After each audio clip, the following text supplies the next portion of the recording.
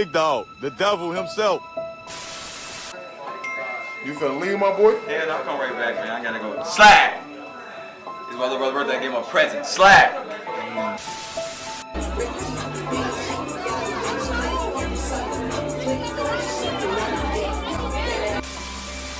And now an update to breaking news that we brought you at the top of the newscast. A man shot and killed at a home in Northwest Harris County. It happened at a home where a family was holding a party and an argument broke out.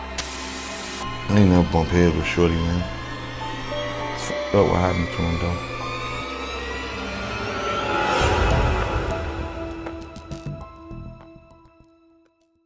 Yarmel Williams was known to the streets of Chicago as 051 Melly of the 051 Young Melly gang sect.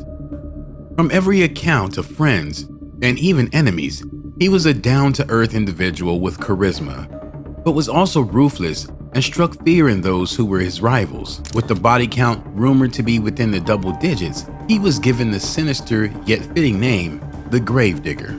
His affiliations were tied to the Black Disciple faction, but his case was something different, because even though 051 Melly adopted the BD affiliation, he wasn't one to be restricted or governed by any rules or particular group.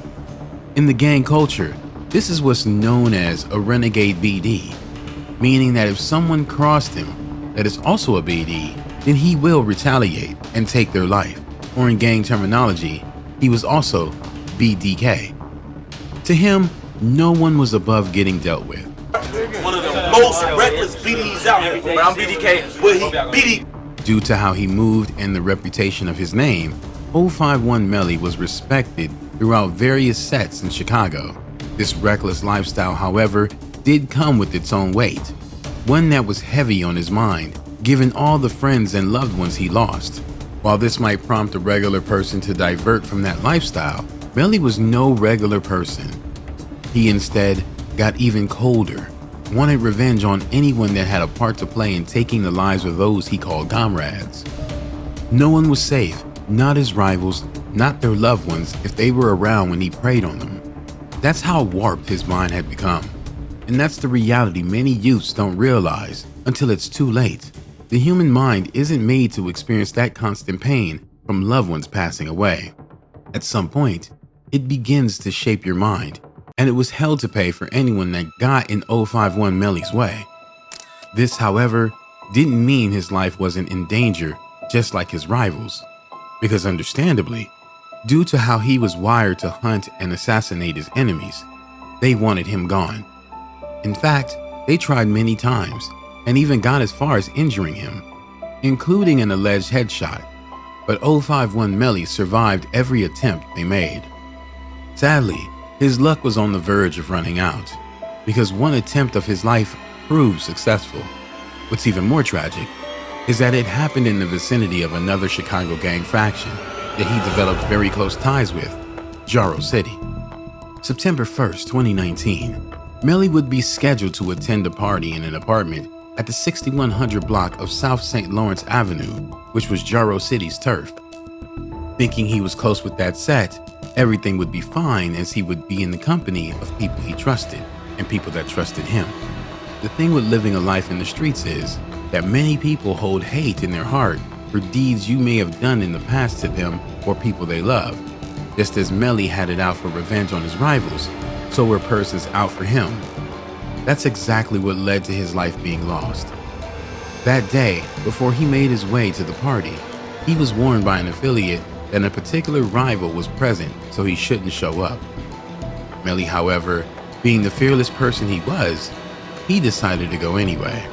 The party was in honor of a fallen affiliate by the name of STL, Can't Get It Right, aka Man Man, who, like many others in the vicious cycle, lost his life. Out of respect, Melly showed up. Also maybe due to a little bit of feeling invincible had a part to play. At this point, 051 Melly's reputation was solidified given his track record, and it was as if he began feeling invincible or more likely untouchable. Maybe that clouded his judgment in deciding to place himself in such a situation where he had no control around him. Against the warning he received, Melly arrived at the party. The space was packed with people, seemingly enjoying themselves. It was a small space, so not much room to spread out and be able to manage the space around him. Live footage will capture the entire events that were about to occur. The alleged assassin is to be the person in the black jacket and black hat acting normal as everyone else. But taking a look at the footage in a detailed perspective, it appears that he's looking around for someone or scoping the area out under the pretense of vibing along to the music.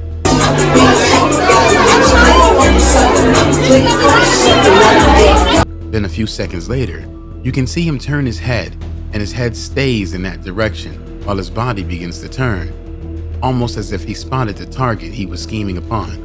Right then and there, around 2:45 a.m., he begins moving out of frame, and instantly gunshots began to ring out continuously, sending everyone into a panic. Throughout the frenzy, someone can be heard shouting, "Call the ambulance," repeatedly, and as the camera pans down, someone is seen lying almost immobile on the floor in blue jeans and an orange hoodie with blood protruding through the clothes. What the bystanders said next confirmed the unthinkable had happened. "Man, they just shot Yarmel." Yarmel Williams, aka 051 Melly, was on the floor bleeding out. His life was hanging in the balance as he laid riddled with bullet holes, allegedly to the chest, abdomen, and groin. Police and medical officials arrived at the scene, rushing Melly to the University of Chicago Medical Center, where unfortunately he succumbed to his injuries. Another victim, a 34-year-old woman, and took herself to St. Bernard's Hospital, where she was listed in good condition. Police officers tried to ascertain the situation and conduct investigations, but reported that witnesses were uncooperative, leaving the case still unsolved to this day. News would hit the internet about Melly's passing, prompting friends to reminisce on their slain loved one. One such friend would be the now late FBG Duck, who made an eerie post that stated just earlier that day he spoke to Melly about being careful of those around him because many are false friends and pretenders. That message would resonate even deeper after his passing because rumors had it that 051 Melly was set up by some of his own affiliates to be assassinated by his rivals. More details began emerging as rumors continued to piece together what might have happened and who was the assailant that murdered 051 Melly. It is alleged that the one responsible was a gang member affiliated with the Taekwon World, aka TW Set. He is known by the alias Nate 007. Apparently, Melly and Nate were at odds, and things escalated to the point where Melly would shoot up his residence with the mother of Nate's newborn baby, along with the baby were inside. Luckily, no one was injured in the attack, but this inspired the plot for revenge in Nate's mind, and the party that night was the perfect place to carry out his plan. A Chicago rapper by the name of THF Billa will release a song titled Melly Story, where he took listeners on a journey through what may have allegedly occurred through the shooter and Melly's perspective, and details in the song match up to the information that was being rumored to play out. This led many to believe that 007 Nate was the trigger man and Melly was set up, or in street terms, backdoored by people he trusted. In a later interview, THF Billa states that the part of the song where he raps about himself having an issue earlier on that day was true, as the same person that killed Melly was at odds with him too. I was just basically explaining what happened earlier that day, like the same day that the happened to Melly, I almost had like a run-in with Shorty, you feel me? So it just only was right for me to, I'm rapping a song, I done had a run-in with the same nigga that he done had a run-in with the same day, so you know, I just incorporated it in the song. The song would also mention another person, the cameraman who was known as Travis. As it turns out, Travis was a member of Jaro City, the set Melly was close with. In the song, THF Billa made it so that Nate would tell Travis to capture the assailant on footage as if they were cohorts in the assassination. What made this event even more of a speculation was when Travis not long after also lost his life allegedly due to his part to play in setting up 051 Melly. Travis's brother would later do an interview addressing the rumors and coming to his brother's defense. I'm gonna just say, my little brother loved all his homies, and he'll never do nothing to harm none of them. I know this for a fact, because the same way he loved them, I love them, you know what I'm saying? And treat them all like little bros, so any